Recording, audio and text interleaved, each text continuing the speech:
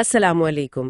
آج ہم قرآن کریم کی پہلی سورت الفاتحہ، اس کی بالکل پہلی آیات الحمدللہ رب العالمین پر بات کریں گے۔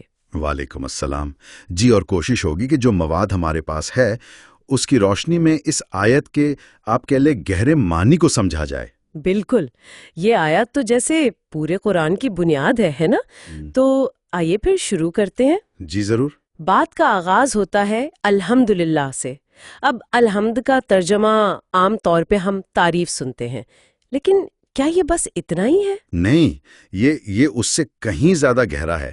جو ذرائع ہم نے دیکھے ہیں وہ بتاتے ہیں کہ یہ صرف تعریف نہیں ہے، اس میں محبت بھی ہے، تعظیم بھی ہے، اور اللہ کے ذاتی کمالات کا اعتراف ہے۔ اچھا، یعنی صرف کسی فائدے کے بدلے میں نہیں؟ بالکل نہیں، چاہے کوئی فائدہ ہمیں پہنچا ہو یا نہ پہنچا ہو، اللہ کی ذات اپنی خوبیوں کی وجہ سے حمد کے لائق ہے۔ ابن عباس رضی اللہ عنہ کا قول بھی ہے نا کہ الحمد ہر شکر کرنے والے کا کلمہ ہے۔ صحیح۔ اور یہیں پر وہ فرق واضح ہوتا ہے، حمد، شکر، اور ایک اور لفظ ہے مدح۔ ہاں، یہ میں پوچھنے والی تھی، ان میں کیا فرق ہے؟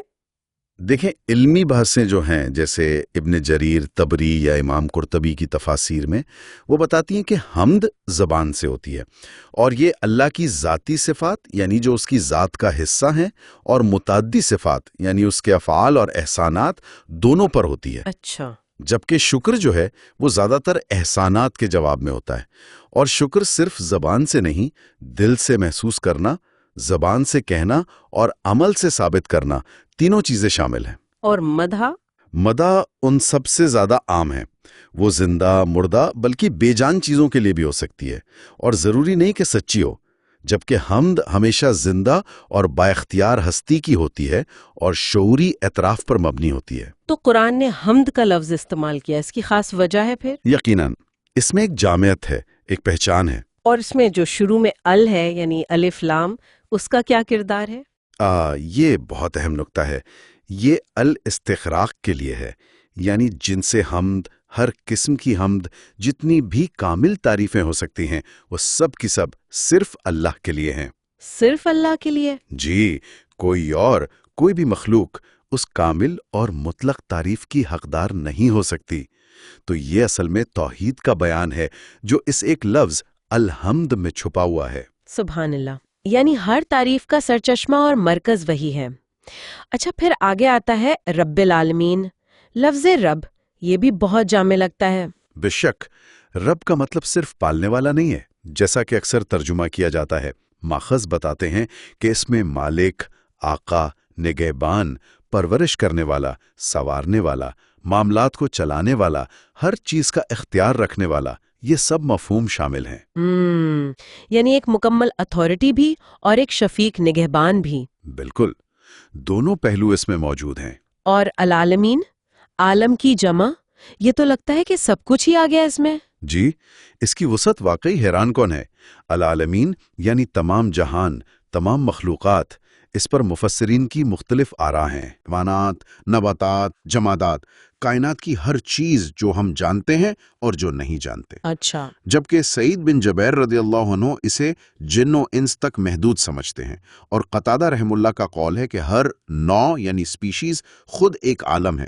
تو جیسے انسانوں کا ایک عالم ہے، جنات کا ایک عالم، فرشتوں کا ایک عالم، پرندوں کا ایک عالم۔ یعنی اس میں تو اربوں خربوں کہکشائیں بھی آ گئیں اور ایک چھوٹا سا ذرہ بھی۔ بالکل، ہر چیز کا رب، صرف انسانوں کا یا صرف زمین کا رب نہیں۔ یہ تصور ہی انسان کو اس کی اپنی جگہ یاد دلا دیتا ہے۔ اور شاید یہی وہ بات ہے جو عملی سبق کے طور پر ماخذ میں بتائی گئی ہے کہ یہ سمجھ انسان کو۔ جی بالکل، جب انسان یہ جان لیتا ہے کہ اس کا رب وہ ہے جو انگنت جہانوں کی ہر شے کو پال رہا ہے، اس کی نگرانی کر رہا ہے، تو اپنی ذاتی تکلیفیں، پریشانیاں وہ بہت چھوٹی لگنے لگتی ہیں۔ یہ احساس جو ہے، یہ شکوے شکایت کے بجائے دل میں توکل پیدا کرتا ہے، ایک بھروسہ کہ جو پوری کائنات سنبھالے ہوئے ہے وہ مجھے بھی سنبھال لے گا۔ صحیح، یہ صرف ایک عقیدہ نہیں رہتا، پھر یہ ایک طاقت بن جاتا ہے۔ بالکل، ایک ذہنی اور روحانی سکون کا باعث بنتا ہے۔ اور شاید اسی لیے الحمدللہ کہنے کی اتنی فضیلت بھی آئی ہے۔ حدیث میں آتا ہے کہ یہ افضل دعا ہے۔ جی ہاں، بلکہ ایک روایت میں تو یہاں تک ہے کہ کسی نعمت پر الحمدللہ کہنا خود اس نعمت سے بھی افضل ہے۔ اچھا، وہ کیسے؟ اس لیے کہ نعمت تو دنیا کی چیز ہے، فانی ہے، جبکہ الحمدللہ کا کلمہ باقی رہنے والا اجر ہے۔ اور ایک مشہور واقعہ بھی ہے نا کہ ایک صحابی نے رکوع سے اٹھتے ہوئے کچھ خاص الفاظ کہے، ربنا لک الحمد حمدن کثیرن طیبن مبارکن فیہ، تو فرشتے سمجھ نہیں پائے کہ اس کا ثواب کیسے لکھیں۔ ہاں، سبحان اللہ۔ اسی عظمت کی وجہ سے علماء میں یہ بحث بھی رہی ہے کہ الحمدللہ افضل ہے یا کلمہ لا الہ الا اللہ۔ اچھا، اس میں کیا دلائل ہیں؟ لا الہ الا اللہ تو ظاہر ہے ایمان اور کفر کا فرق ہے، بنیاد ہے، لیکن الحمدللہ میں توحید بھی ہے اور اللہ کی حمد و ثنا بھی، تو یہ زیادہ جامع ہے۔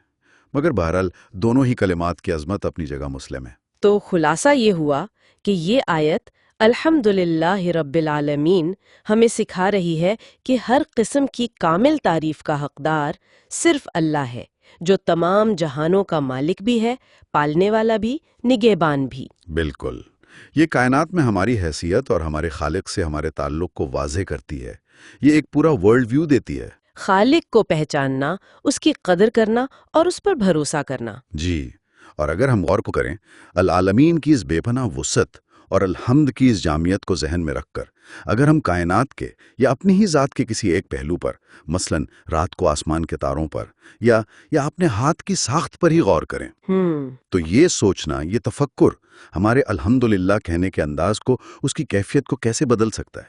یہ ایک سوال ہے جو سوچنے کے لیے چھوڑا جا سکتا ہے۔ واقعی بہت گہری بات ہے۔